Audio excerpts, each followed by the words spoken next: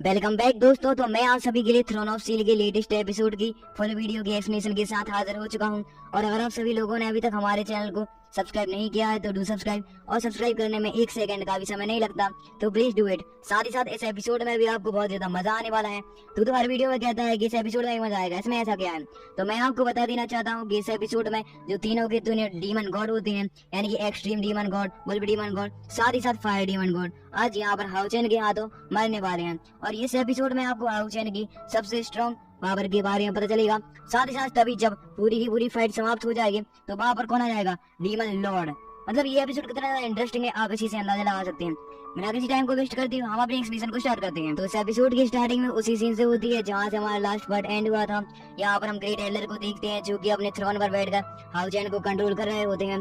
साथ ही साथ तभी वहाँ पर दिखाया जाता है कि डीमन हंटिंग ट्रायल ग्रुप का कैप्टन वहाँ पर आ जाता है, जो कि आते साथ ही ग्रेट एल्डर को ग्रीड करता है और वह कहने लगता है कि आपका यह प्रोसेस कैसे चल रहा है। तो हम देखते हैं ग्रेट एल्डर जो कि इससे कहने लगते हैं कि हाउचेन काफी ज्यादा अच्छा बच्चा है। साथ ही साथ वो सन ऑफ लाइट होने के कारण वह मेरी पावर को काफी ज्यादा अच्छी तरीके से संभाल पा रहा है। उसने मेरी 50% पावर को अपने अंदर डाल लिया है। मतलब यहाँ पर अगर कोई भी जो थ्रोन होता है दूसरे को कंट्रोल करे तो कम से कम तो यहाँ पर 20 to 30% ही पावर दूसरे में ट्रांसफर होती है, जबकि हाउचेन सन ऑफ लाइट होने के कारण 50% ग्रेट एल्डर की पावर हाउचेन में ट्रांसफर हो गई है। और इस बात से ग्रेट एल्डर काफी ज्यादा खुश होते हैं। साथ ही साथ वह समझ जाते हैं कि यहाँ पर अब पूरी तरह से जो डीमंस हैं वह मर जाएंगे। इसके बाद हमारा सीन यहाँ से कट होकर आता है उसी जगह पर जहाँ पर हम हाउचेन को देखते हैं जो कि अपने थ्रोन पर बैठा हुआ था।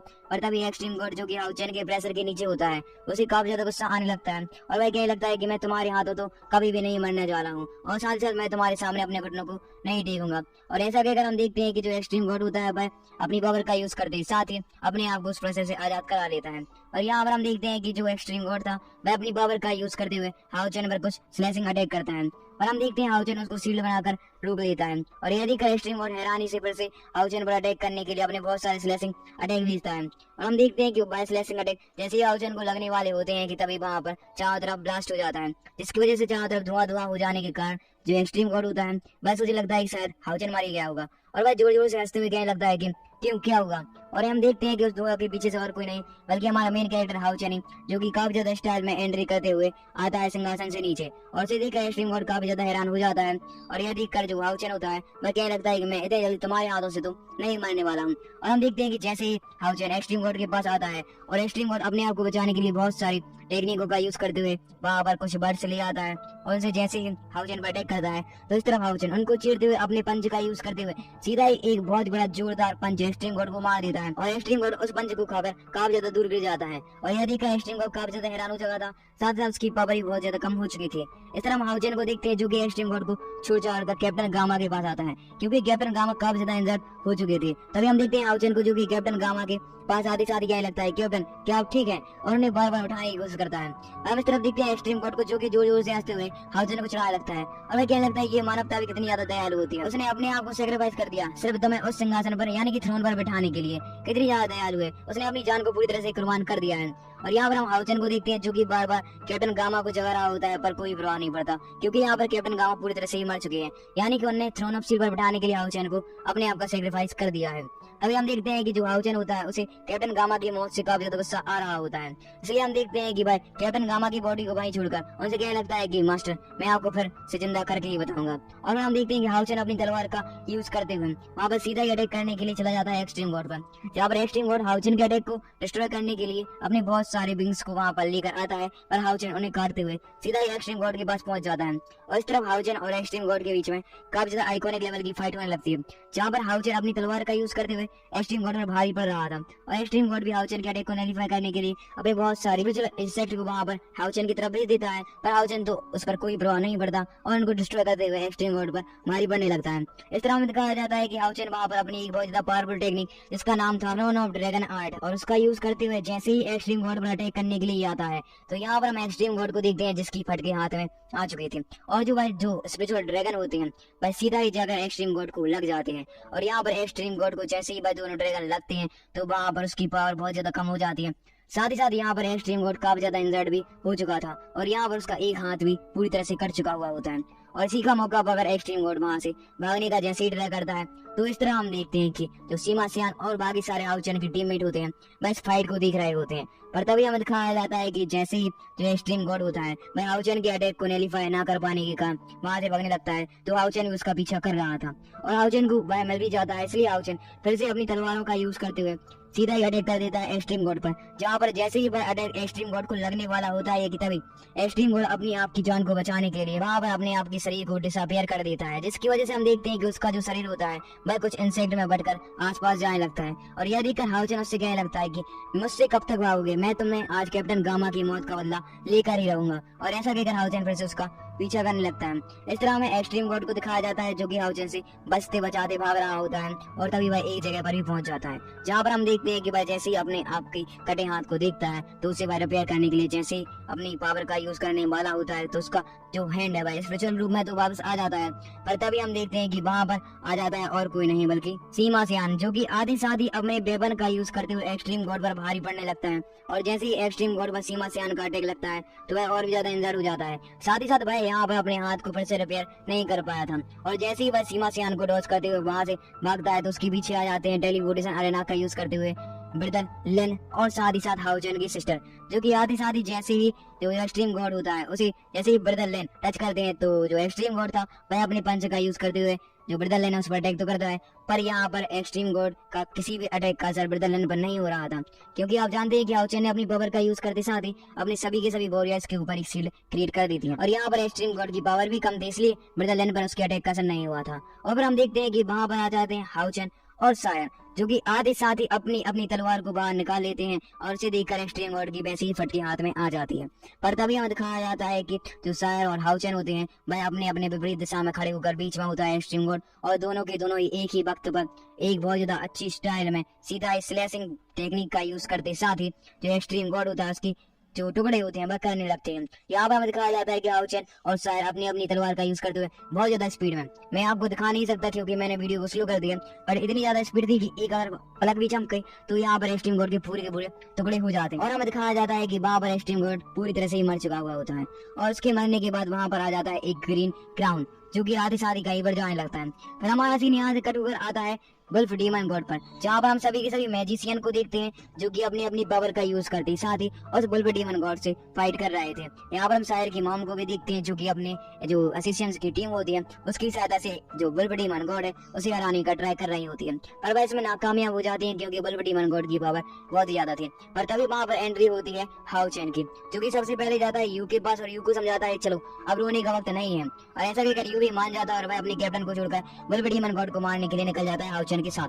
हाउचन और जहाँ पर हम देखते हैं कि यू दोनों के दोनों ही अपनी तलवार का यूज करते हुए वुल्फ डीमन गॉड पर भारी पड़ रहे थे। पर यहाँ पर आधे साथ ही हाउचन ने सबसे पहले तो अपनी उसी ड्रैगन टेक्निक का यूज करते साथ ही उस वुल्फ डीमन गॉड पर अटैक कर दिया था, जिसकी वजह से वुल्फ डीमन गॉड की पावर बहुत ज्यादा कम हो जाती है। इस तरह में दिखाया जाता है यू को जो कि अपनी थंडर स्ट्राइक का यूज करते साथ ही वुल्फ डीमन गॉड पर जैसे ही अटैक करने के लिए आता है तो वुल्फ डीमन गॉड की जो उसके नेम पर काफी ज्यादा ही पावरफुल थी। इसकी वजह से यू का अटैक वुल्फ डीमन गॉड को किसी प्रकार की हानि नहीं पहुंचाता, जबकि दूसरी तरफ जो सारे के सारे मैजिशियन होते हैं वह अपनी पावर का यूज करते साथ ही वहां पर एक स्पिरिचुअल स्टैचू क्रिएट कर देते हैं जो कि काफी ज्यादा पावरफुल लग रहा था और उसके हाथ में एक तलवार भी होती है, इसलिए वह अपनी तलवार का यूज करते साथ ही वुल्फ डीमन गॉड अटैक कर देता है। और यहाँ पर सपोर्ट मार रहा था हमारा हीरो हाउचन, जिसकी वजह से हम देखते हैं कि जो वुल्फ डीमन गॉड है वह भी वहां पर मारा जाता है और उसकी भी एक क्राउन जो कि ग्रे कलर का था वह भी उड़कर कहीं पर जाने लगता है और इस क्राउन का रेस अभी थोड़ी देर बाद मैं आपको बताने वाला हूँ।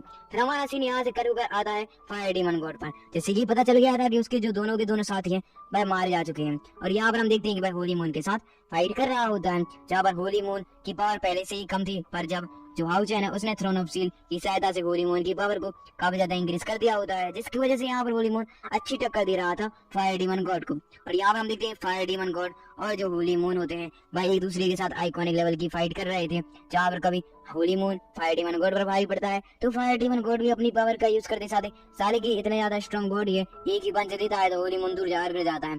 पर यहाँ पर होली मून के पास आ जाती है अपनी एक बहुत ज्यादा सीक्रेट तलवार, और भाई आते साथ ही ये तलवार ये भाई और ये आते साथ ही अपनी पावर का यूज करते साथ ही जैसे ही फायर डीमन गॉड पर अटैक करते हैं तो फायर डीमन गॉड को भाई तलवार लग जाती है और यहाँ पर स्लैशिंग अटैक की वजह से फायर डीमन गॉड भी पूरी तरह से मर चुका है। और यहाँ पर फायर डीमन गॉड का रेड क्राउन उड़कर कहीं पर जाने लगता है।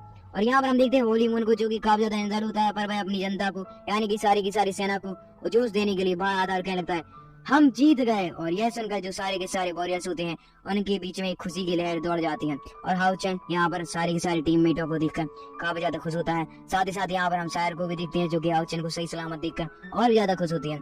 इसके बाद हमारा सीन यहाँ से कट होकर आता है डीमन लॉर्ड पर, जिसके बाद वह तीनों के तीनों क्राउन आ जाते हैं। पर हम डीमन लॉर्ड को देखते हैं, जो कि अपनी पावर का यूज करते हैं, साथ ही वहाँ पर उन सभी के सभी क्राउन को डिस्ट्रॉय कर देता है। और फिर हमें दिखाया जाता है कि जो डीमन लॉर्ड है उसे बहुत ज्यादा गुस्सा आ रहा होता है, क्योंकि वह अपनी टेलीपोर्टेशन अरेना की सहायता से यह सारे के सारे माहौल को देख रहा था।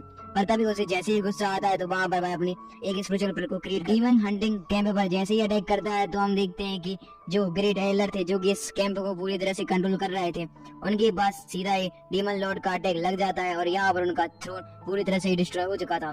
साथ ही साथ डीमन लॉर्ड की पावर उनसे कहीं भी ज्यादा है, इसलिए हम देखते हैं कि उनको काफी ज्यादा इंजरी भी हो जाती है, जिसकी वजह से हम देखते हैं कि डीमन हंटिंग ट्रायल ग्रुप पर जो की शील्ड क्रिएट हुई थी वह पूरी तरह से डिस्ट्रॉय हो जाती है। साथ ही साथ जो वॉरियर्स की बॉडी पर जो शील्ड क्रिएट हो चुकी थी वही वहाँ पर डिस्ट्रॉय होने लगती है। यहाँ पर हम हाउ चैन के थ्रोन को देखते हैं, जो की डिस्ट्रॉय हो जाता है और हाउ चैन सारे के सारे वॉरियर किसी भी को भी इसको समझ में नहीं आता कि यहाँ पर आखिरकार चल क्या रहा है। पर तभी हम देखते हैं कि जो स्काई होता है वह भी पूरी तरह से ब्लैक कलर का हो चुका था। साथ ही साथ पूरे के पूरे डीमन हंटिंग कैंप में डार्कनेस छाने लगती है और यह देखकर हाउ चैन और जो होली मून होता है उसे कुछ भी समझ में नहीं आता। साथ ही साथ यहाँ पर अभी किसी को ही पता नहीं है कि कैप्टन गामा पूरी तरह से मर चुका है, क्योंकि अगर यह बात पता होती है सभी लोग यहाँ पर शोक मना रहे होते हैं। और तभी हम देखते हैं कि जो होली मून होता है वह हाउ चैन से कहने लगता है कि यहाँ पर अब कोई तबाही आने वाली है। इसके बाद हमारा सीन यहाँ से कट होकर डीमन लॉर्ड पर ही आता है, जो कि वहाँ पर अपनी पावर का यूज करते साथ ही फिर से कैप्टन कैंप पर अटैक कर देता है। यहाँ पर हम देखते हैं डीमन हंटिंग जो कैंप था वह पूरी तरह से तबाह होने लगता है और चारों तरफ सोल्जर्स की जो बॉडी थी उनके ऊपर से शील्ड तो पहले से ही हट चुकी थी। साथ साथ वह वहाँ पर इंजर्ड होना भी शुरू कर देते हैं, क्योंकि यहाँ पर कोई वॉरियर नहीं बचा है जो कि लॉर्ड मतलब डीमन लॉर्ड से फाइट कर सके। इसके बाद हमें दिखाया जाता है एक इन्फॉर्मेशन बोर्ड पर, जो कि हमें यह जानकारी दे रहा था कि जब भी कोई डीमन लॉर्ड पूरी तरह से ही मर जाता है तो जो उसकी सूल होती है वह एक क्राउन के रूप में एकत्रित हो जाती है। साथ ही साथ वह क्राउन सीधा ही जाकर डीमन लॉर्ड के पास पहुंच जाता है और अगर डीमन लॉर्ड चाहे तो अपनी रिकार्नेशन टेक्निक का यूज करते साथ ही फिर से उस डीमन गॉड को जिंदा कर सकता है। पर यहाँ पर आपने देखा है कि जो 3 गॉड का क्राउन था, यानी कि wolf demon god, fire demon god और एक्सट्रीम डीमन गॉड, तीनों का तीनों क्राउन ही सीधा ही जाकर डीमन लॉर्ड के पास पहुंचा तो था। पर डीमन लॉर्ड को बहुत ज्यादा गुस्सा आ रहा था, जिसकी वजह से उसने इन तीनों के क्राउन को डिस्ट्रॉय कर दिया। मतलब भाई इन तीनों को फिर से जिंदा नहीं करना चाहता था, क्योंकि उन्होंने उसका काम बिगाड़ दिया। साथ ही साथ हमें पास्ट का सीन भी दिखाया जाता है, जहाँ पर हम हाउचेन के फादर को देखते हैं, जिन्होंने कि जैसे ही एक डीमन गॉड को मारा था तो हम देखते हैं कि उसका भी क्राउन वहां पर आ चुका था, जैसे कि हाउचेन के फादर ने अपनी एक बॉक्स में कैद करते साथ ही उसकी पावर का यूज करते डिस्ट्रॉय कर दिया था, क्योंकि भाई नहीं चाहते थे कि यह डीमन गॉड फिर से जिंदा हो जाए। फिर हमें और भी पास्ट का सीन दिखाया जाता है। अगर आपने थ्रोन ऑफ स्टील का एपिसोड 1 देखा है, मतलब सीजन 1 का एपिसोड 1, तो आपको पता ही होगा कि सबसे पहले हमें कुछ डीमंस गॉड और साथ ही साथ एक बहुत ज्यादा बड़ी वॉरियर टीम जो कि एक कैंप से ही बिलोंग करती है उसकी भी जब फाइट देखने के लिए मिली थी, जहाँ पर उसने भी एक डीमन लॉर्ड को पूरी तरह से अपनी पावर का यूज करते हुए हरा दिया था। उसका भी एक क्राउन था जो कि एक पत्थर के रूप में स्टोर हो गया था और यहाँ पर सभी के सभी वॉरियर ने उसे भी सील कर दिया हुआ होता है। मतलब ये इन्फॉर्मेशन कार्ड हमें शायद हर एपिसोड में देखने के लिए मिलेगा और आपको ये इन्फॉर्मेशन कार्ड साथ ही साथ हमारी एक्सप्लेनेशन कैसी लगी ये आपको कमेंट में आपको बता देना है। और इसी के साथ हमारा ये पार्ट यहीं पर एंड हो जाता है। इसका नेक्स्ट पार्ट जब भी आएगा तो मैं सबसे पहले अपलोड कर दूंगा।